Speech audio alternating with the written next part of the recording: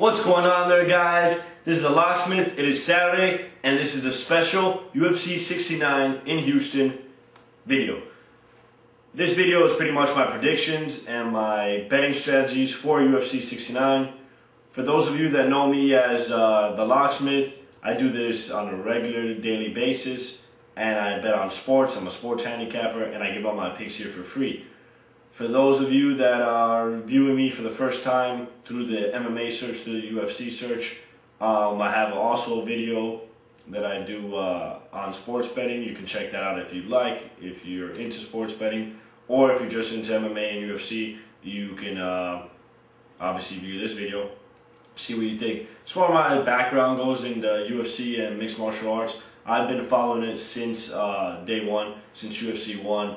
I've been a big fan. I thought this was the next big wave in fighting sports, and it has been. It's grown and grown and gotten bigger and bigger as it's gone on, and has been more, should we say, legitimized in the sports betting world.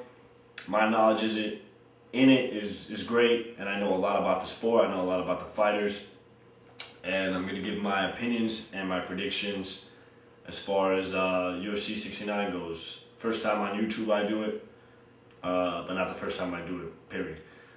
Let's get on with the card. Main event, George St.Pierre, Matt Serra. Let me tell you what I think about this fight. Obviously, George St.Pierre, I predict here as the winner. Now, as far as betting goes, I don't suggest putting down any money on this fight because of the fact that George St.Pierre is you're not getting good value with him. It's a minus 1,300 in most places, and that to me doesn't make any sense because of the fact that George St.Pierre, I took him against Matt Hughes. I took him huge. I knew he would defeat Matt Hughes, and I didn't care what the line was. I would lay down money, and you were getting plus 220, I believe, and plus 250, and that to me was a great betting strategy. I took him all the way as much as I could, anywhere I could find him. Problem with him being at this big of a line is that these two guys are great fighters, and one swing of the arm, one injury can cripple you in a fight and make you lose in these close combats. George St.Pierre is a big favorite because he's a better fighter. He has three things that make a fighter great.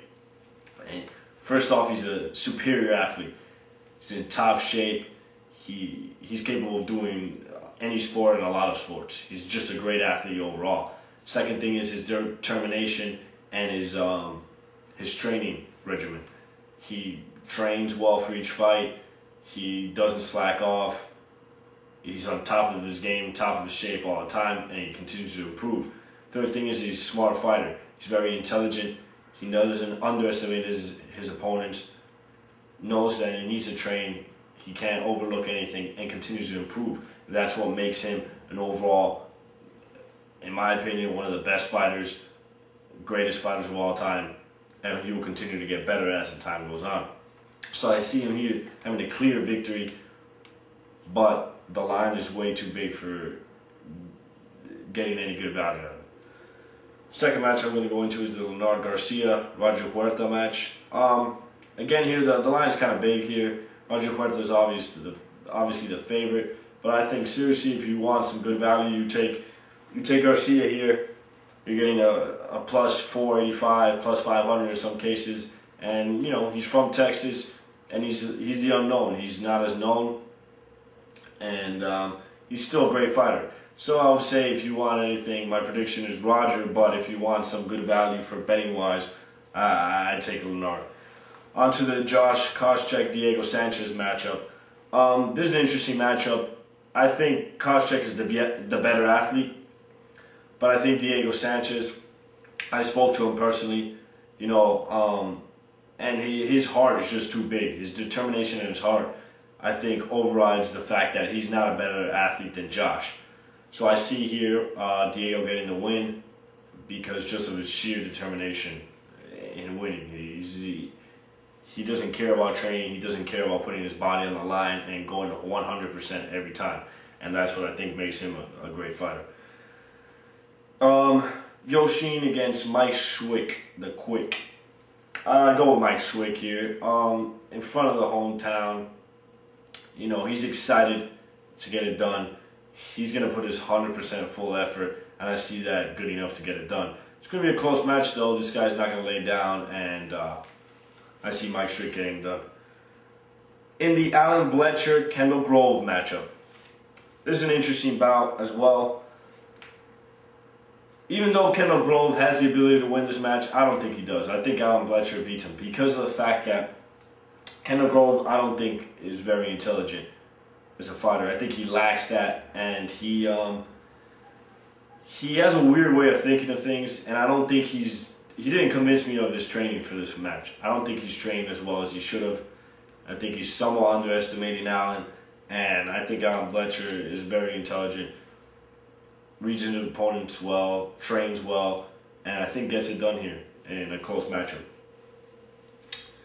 Brad Imes against Heath. I go with Heath here. The fact is that Brad is big, is the bigger man. Probably around strength-wise they're about even, but he's the bigger man. But I gotta go with Heath's experience and ring matchups. I've seen him fight a lot in Pride. He's very strong, very quick for his size, and he brings out a lot that surprises a lot of his opponents. So I'm gonna go with Heath here with the experience win. And I would put money on all those matchups. The only one that I told you that wasn't good value is the George St.Pierre. And even though I predict Roger as a winner, I'd say Leonard is good value to put money on. The rest you could take at your bankroll's limit or whatever you feel comfortable with betting. Those are my picks for today. UFC 69 should be a great matchup. First time in Houston. I'm excited to see what happens. I'm the Locksmith signing off. See you now. See you later.